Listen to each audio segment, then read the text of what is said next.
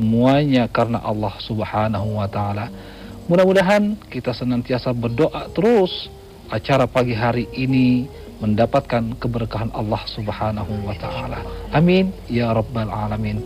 Dan pagi hari ini kita ditemani oleh murabbi kita, guru kita bersama Al-Ustadz Muhammad Diyah Yunus, yang kita sapa lebih familiar adalah Ustadz Mamat. Kita sapa beliau, pemirsa. Assalamualaikum warahmatullahi wabarakatuh. Ustaz Rosyad, alhamdulillah bikhair. Gimana kabar nih? Baik. Keluarga, anak-anak semuanya hebat. Doa ya. Ustadz ini, Amin, semua pemirsa juga sehat walafiat mudah-mudahan. Insyaallah. Nantiasa kita bersama-sama dalam lindungan Allah Subhanahu wa taala. Amin. Nah, pagi hari ini Ustadz, kita akan berbicara kewajiban berdakwah nih Ustaz. Ini menarik sekali ini. Jadi kita mulai dengan pertanyaan dulu nih. Iya. Pertanyaan kepada Ustaz Rosyad, pertanyaan kepada para pemirsa, dan mari kita tanya diri kita masing-masing. Atas dasar apa kita memeluk Islam? Apakah karena ikut-ikutan? Apakah karena paksaan? Atau karena memang pilihan? Silahkan menjawab masing-masing. Masya Allah. Karena banyak orang yang mengaku Islam tapi tidak tahu apa itu Islam. Dia mengaku beragama tapi tidak tahu bagaimana hakikat dari agama yang dia anut. Hanya karena kebetulan orang tuanya beragama Islam, lalu di kartu identitasnya dia pun menulis Islam, agamanya Islam. Islam bisa terukur dan ditulis di atas identitas kita, tetapi iman tidak bisa tertulis, kan tidak ada di KTP kita. Agama Islam, iman sekian persen. Karena untuk mengetahui berapa kadar imannya antara dia dan Allah gitu ya.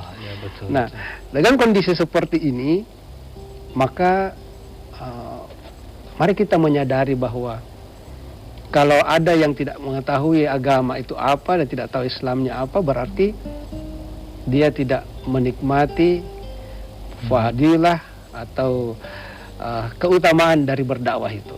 Terkait semuanya. Terkait, makanya ad-dinun nasihah.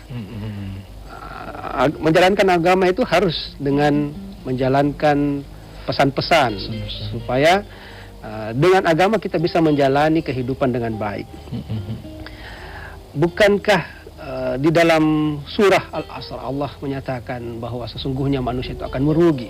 Betul, kecuali orang-orang yang beriman dan beramal soleh.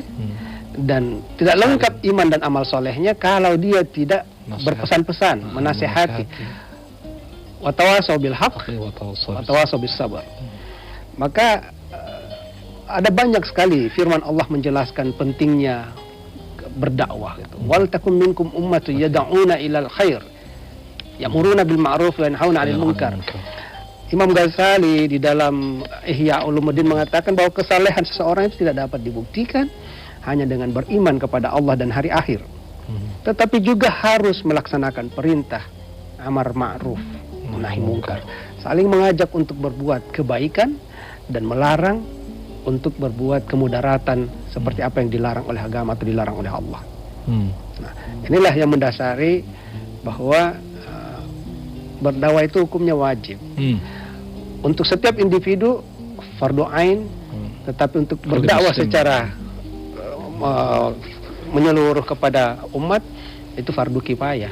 Jadi dakwah itu bukan punya ustadz saja. Bukan punya ustadz saja. Ibu pun semua yang di rumah. Seorang ibu kepada anaknya berkewajiban untuk menjadi da'iyah. Iya, karena sejak lahir maka orang tualah yang menentukan anaknya apakah dia akan menjadi Majusi atau menjadi Nasrani atau menjadi Yahudi.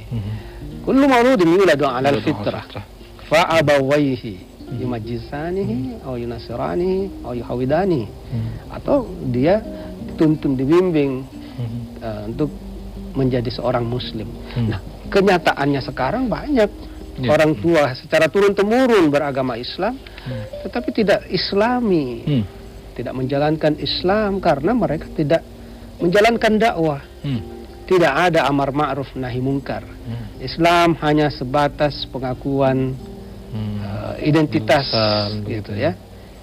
Nah, padahal dakwah itu sendiri terkait langsung dengan Islam gitu ya. Ya, makanya masing-masing orang harus memahami dulu tuh apa itu dakwah sesungguhnya. Nah, ini apa ini Ustaz ini dakwah ini? Iya. Jadi dari segi bahasa itu, secara etimologi dakwah bermakna seruan atau menyerukan gitu. Dari kata da'a ya da'u, menyerukan seseorang untuk bisa lebih baik ke jalan Allah gitu kan. Ada banyak keterangan Allah berfirman dengan menggunakan kata da'a ya da'u dengan berbagai anak katanya yang boleh berarti juga berdoa ya. Meminta ya. Di dalam surah An-Nahl ayat 125 Allah berfirman ud'u ila sabili rabbika bil hikmati wal mau'izatil hasanah wajadilhum billati hiya ahsan. Kalau di sini diartikan dengan serukanlah, sampaikanlah gitu kan. Kepada jalan Tuhanmu dengan cara yang baik, dengan penuh hikmah, kemudian dengan teladan yang baik, contoh-contoh yang baik, ataupun kalau harus berdebat, berdebatlah dengan cara